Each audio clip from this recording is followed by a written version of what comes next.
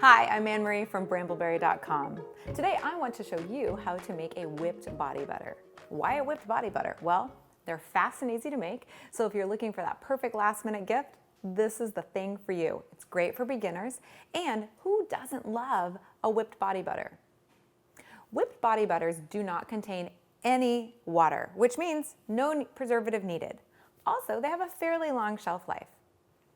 They're heavier, so they're great for feet, elbows, anywhere you have dry skin. Whipped body butters are a combination of, well, butters and hard and soft oils. And so what that means is, like, for example, this is aloe butter. Aloe butter is actually a coconut oil that has aloe extract mixed into it already. It's got a fantastic consistency on its own, but when you whip it, it gets light and fluffy, and it also absorbs into skin nicely. For this recipe, I'm also going to use a little bit of mango butter. Mango butter is just a little bit harder. It has a different fatty acid profile, and I find that it's just a little bit heavier on the skin, making it ideal for adding just that conditioning treatment. Now, if you like a hard whipped body butter, this is cocoa butter. Cocoa butter, you'll notice, is solid at room temperature. So what that means is if you want to customize this recipe at all and you want to use cocoa butter, I would use it at 10% or less. And of course, you have to melt it down before you add it to your whipped body butter. We're also going to add a little bit of liquid oil. Now, body butters are essentially a build-it-yourself recipe. So if you like a slightly heavier, more wet body butter, you'll use a little bit more liquid oil. If you like a slightly more light oil, body butter, you'll use a little bit less liquid oil. I'm using squalane oil, which I find to be so luxurious, and it feels so good on the skin. It doesn't have really any odor at all, so it's fantastic for scenting. It takes scent really well. For this recipe, I've chosen a couple of our really popular fragrances from Brambleberry this year. Lush Succulent, which smells a lot. It's very green smelling, and it's very bright and herbaceous smelling. It smells, well, kind of like what you would expect a succulent to smell like. And if this is just a little bit too bright, a little bit too green for you, I also chose another one that I'll probably use for my own batch, which is Greenhouse. Now, Greenhouse has more herbs in it. So like think basil, think a little bit more dirt even. It smells like walking into an herb greenhouse.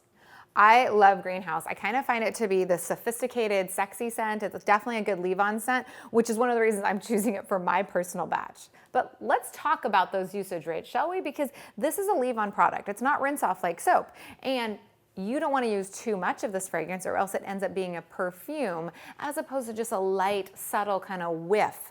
So keep that in mind when you're adding your fragrance.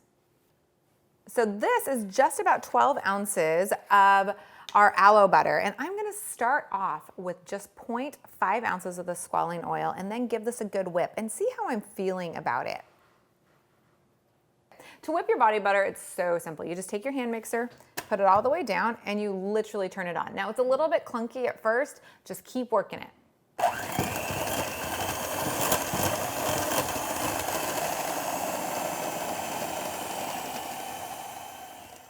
So this looks really good on its own, but I do want it to be just a little bit heavier. So I am gonna add that mango butter, though it's tempting not to because this is light, fluffy, and airy looking right now.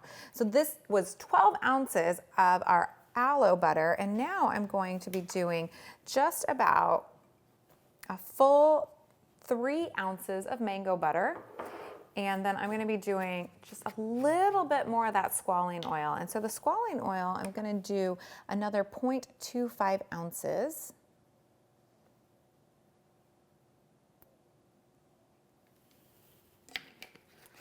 And at this point, once I get this more mixed in, I'm going to add my fragrance, and because I can't resist it, I don't want to just make a plain body butter. I'm going to do a little bit of color and a little bit of sparkle too. It's totally optional. You don't have to do it, but I find it adds interest in the jar. And who doesn't love a little sparkle on their skin? Now that we have this done, I'm just going to, check this and see how I'm feeling about the consistency. It's, it's pretty good. I have to say, I feel like it might be a little oily for my personal taste. So I'm going to put a little bit of arrowroot powder in. Arrowroot powder helps to absorb the oil and make this feel just a little bit more dry when it goes on the skin as opposed to straight up oily. I'm going to do 1 tablespoon of arrowroot powder, and this is going to be a little floofy, so keep that in mind when you turn your hand mixer on. And then I'm just gonna do 5 milliliters of greenhouse fragrance. I really do love this fragrance. It was one of the more popular in the collection this year, and I can see why. And before I start blending, I am just gonna do my colors. And so I really want to have a little bit of shimmer and sheen, so I'm gonna do a full 1/2 teaspoons of the Snowflake Sparkle Mica, and you could go up to a full teaspoon if you really wanted to glimmer shimmer it up. And then I'm gonna do a teensy little bit of this Kelly green. Again, it matches the kind of fragrance and it adds some fun color. You don't have to do it. As long as we just do about 1/16 of a teaspoon to 1/8 of a teaspoon, you're not gonna get green dye, but try not to use that much more because this is a color and you'd be smearing, you know, a lot of color on your skin if you did much more. So I'm gonna start with 1/16 of a teaspoon and see how I like it. I'm just hand stirring this really quickly, mostly because we have a lot of powder in there, and if I turn this right on, it could go everywhere. So I'm just hand stirring just a little bit to incorporate it.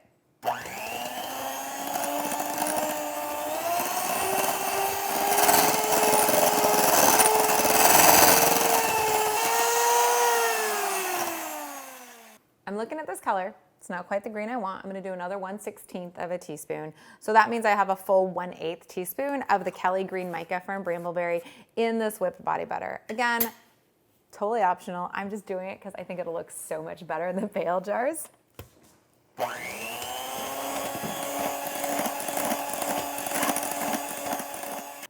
So what's so nice about this is that you can kind of test it as you go. So at this point, we've got our color in, we've got all of our oils in, and we've got the arrowroot in. I can just kind of feel to see how I'm feeling about this.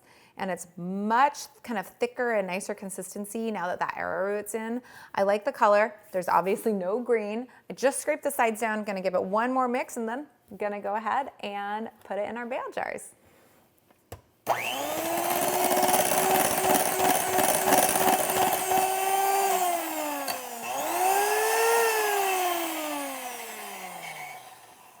With body butters, I have found that the same recipe can kind of give you different volume amounts based on, well, how much you whip it, right? How much air did you actually put into this? So keep that in mind when you're watching me and being like, wait, mine filled like 5 or 6 or 7 and hers only filled 4. So a lot of this just also depends on how much you whipped.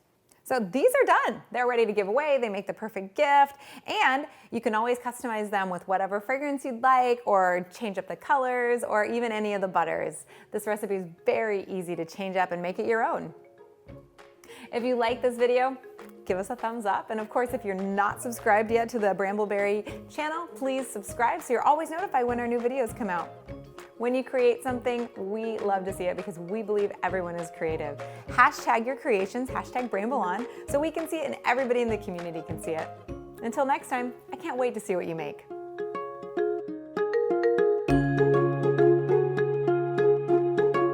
And then give this a good whip and see how I'm feeling about it. Like, is it speaking to me nicely? Does it tell me I'm pretty? Like, what's happening with it? How is it making me feel? Herb? Herb. Herb? Okay. We all need sparkly feet. I think that needs to be our new tagline.